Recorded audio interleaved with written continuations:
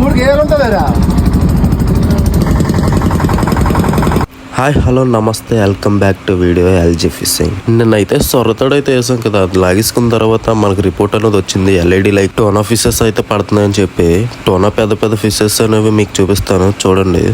ఇప్పుడైతే మాకు చాలా ఫిషెస్ అయితే పెట్టుకున్నాం చూసారా, ఇవే 10 అప్లని అంటాం. ఇంతకు ముందు అయితే ఫస్ట్ అయితే చూసారు కదా, ఈ ఎల్ఈడి ఫిషింగ్ వచ్చేటప్పుడు అయితే మా బోర్డు దగ్గరికి అనేది బొంత చేప అని వచ్చింది. మా మాయసీతలో ఉన్నది ఇప్పుడు అదే బొంత చేప.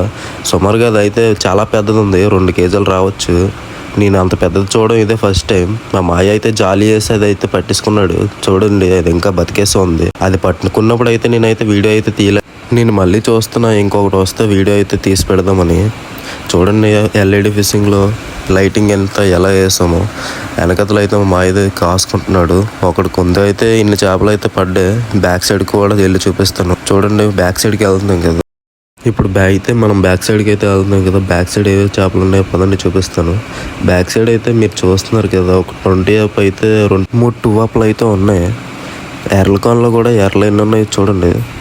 పట్టుకొని అయితే వచ్చాం కదా, ఈ ఎర్రల సాయం ద్వారా మనం అయితే కొన్ని చేపలని తీయుతాం. ఇంకా ఏ ఎర్రతో పడతామో కూడా చూపిస్తాను. కండవ ఎర్ర ఎక్కువగా చేప ఇష్టపడి తినేది కండవ ఎర్ర.